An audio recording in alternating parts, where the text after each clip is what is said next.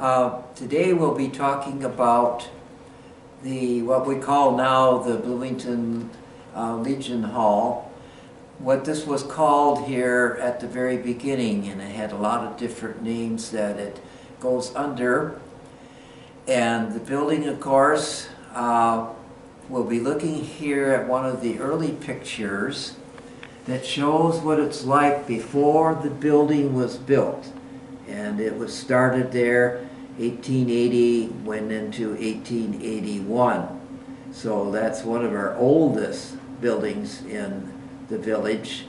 But at least you know what it looked like. Just had some trees growing there where the building was put up.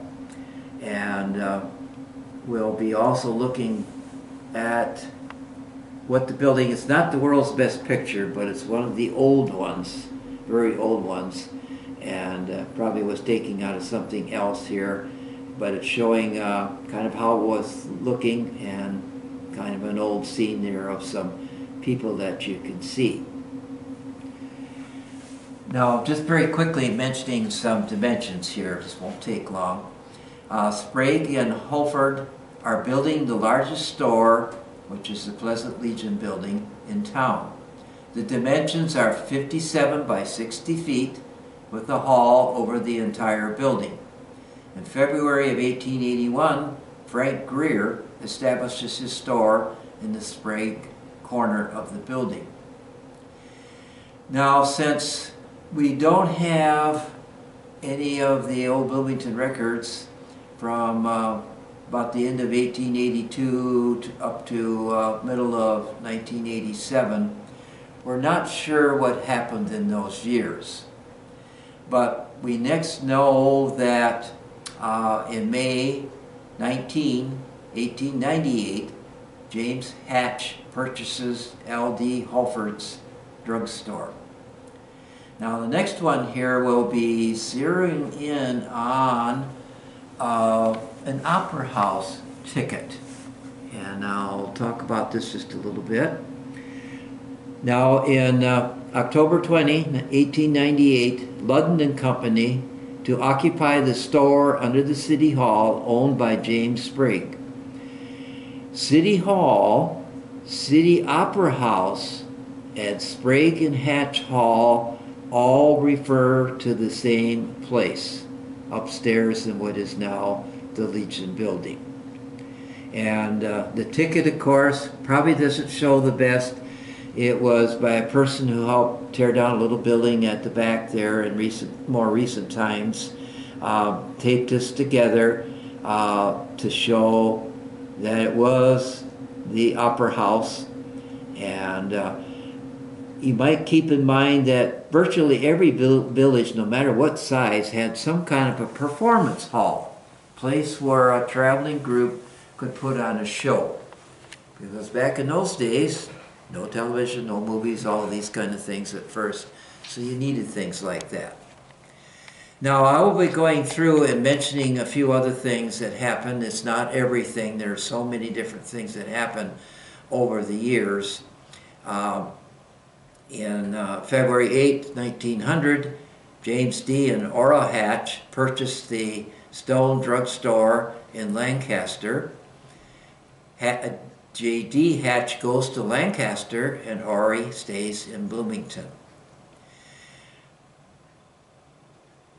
In January 5th, 1905, Ora Hatch recently bought the drugstore side of the Sprague and Holford building. Holford has made purchases in California. Now, this has been mentioned before, but is always interesting to recall. November 16, 1910 was a close call for Ora Hatch.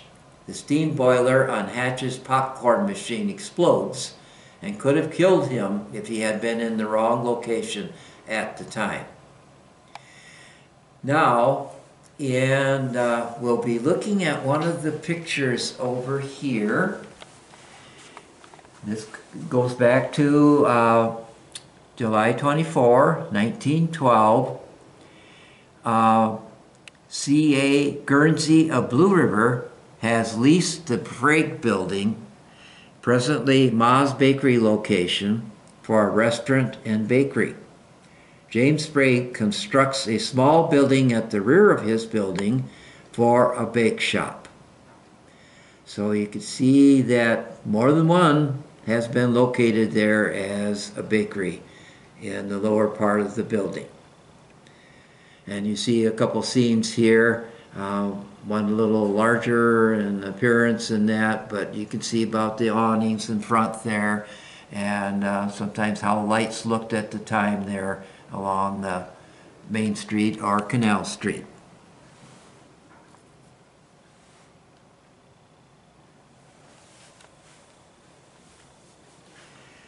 In June 6, 1917, a public drinking fountain was placed at Guernsey's Corner, which is the present-day Legion Building corner. Now, this is interesting because of what they were able to do. On June 12, 1918, Sprague and Hatch have bought a moving picture machine, and from time to time there will be movies in the City Hall.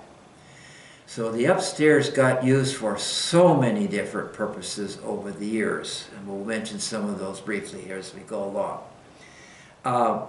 Interesting, in January 1920, Japanese actors appeared at City Hall, which had been upstairs in the Legion building, on January 22nd.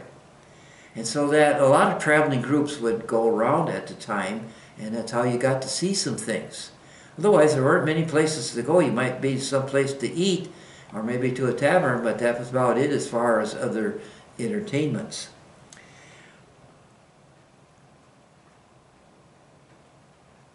February 24th, 1943, Lucy's Cash store in the Sprague half of the Sprague Hatch building is closing this week.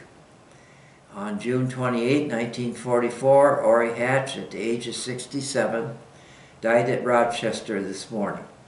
He was in business in Bloomington for over 42 years, and of course we've heard different times we had in the past showing some of the products that he made and some of the bottles and so on, advertising the products that he made there at his building, and that were used for horses and other purposes at the time.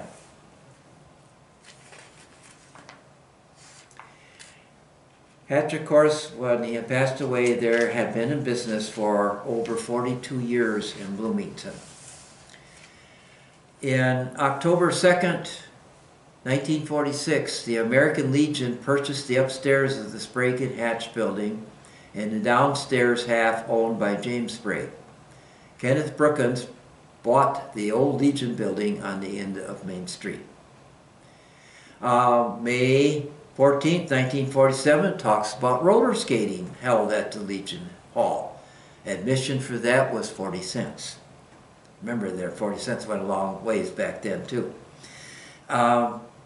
In May 25th, 1949, the remodeled Legion Hall, there was a new stage, kitchen facilities, and restrooms, and a refinished floor that opened on that Thursday there in 1949. Again, January 2nd, 1952, Hatch's Rexall store, Mueller making for dehorning. Quotation, we send muley maker to every state in the Union.